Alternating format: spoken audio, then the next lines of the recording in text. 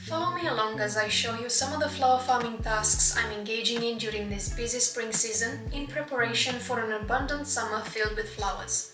I will be prepping the planting beds, transplanting seedlings into the ground, providing updates on the seedlings that are currently under lights, as well as sharing other bits and bobs that are going on my small-scale suburban flower farm.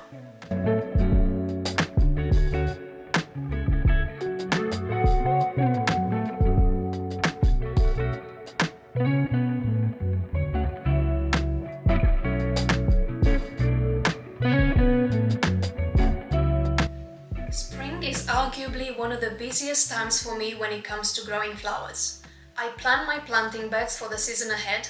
I start hundreds of seeds on different schedules and with different germination needs, and I pre-sprout things like dahlias and ranunculus, which then need to be transplanted outdoors at the appropriate time into prepped soil. Baby plants are delicate and sensitive, and they need your undivided attention to make sure they set out to a good start and reward you with stunning flowers later on. Some of my flowers have been hardening off for about a week and are now ready for transplanting. But before I do that, I want to amend the soil in my beds to ensure it provides the right conditions for healthy growth. So the first thing I'm doing is I'm adding a layer of compost to the soil. This is important because the compost creates the proper environment for beneficial microbes to thrive and develop symbiotic relationships with the plants and therefore improve the overall quality of the soil.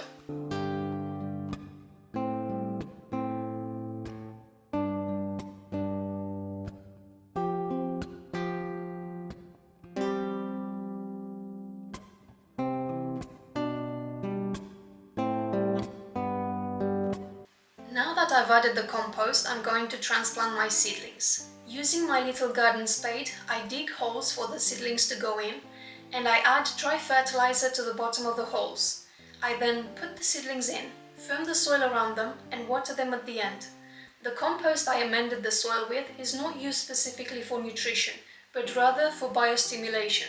So I'm using a fish, blood and bone fertilizer as well, which is an organic fertilizer mix that releases nutrients gradually and promotes healthy, vigorous growth.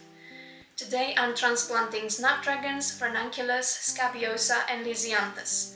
I'm particularly excited to be getting lisianthus in the ground as it's been slowly growing indoors since mid-December, so that's approximately 4 months.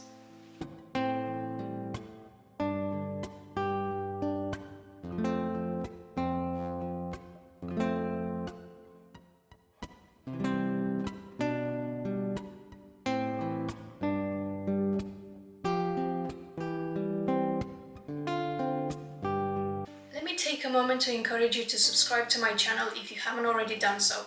It only takes 1 second and it's absolutely free. And if you find any value in watching my videos, then please do me a massive favor and hit that subscribe button, as it makes a world of difference to me. Thank you very much for your support if you're already subscribed. The next job on the list is feeding my seedlings indoors with a liquid feed.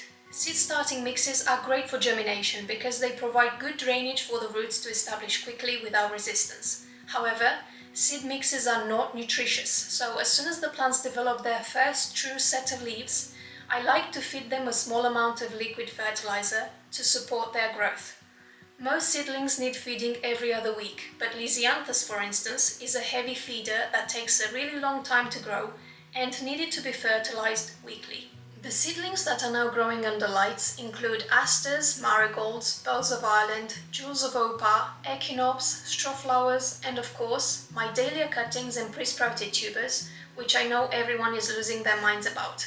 I get it, I am too. Taking dahlia cuttings is pretty much part of my routine now. I remove the new sprouts twice a week to make sure they don't grow too big. If you've missed the video on how I multiply the dahlias by pre-sprouting tubers and taking cuttings, then I will link it for you in the description below. My tulips and foxgloves are going strong. I've divided and planted some sedum and I've sown a cover crop to improve the quality of my soil. Cover crops aim to fix nitrogen into the soil, prevent soil erosion, promote weed suppression and encourage overall soil health. This is a great thing you can do for the soil as opposed to leaving it bare.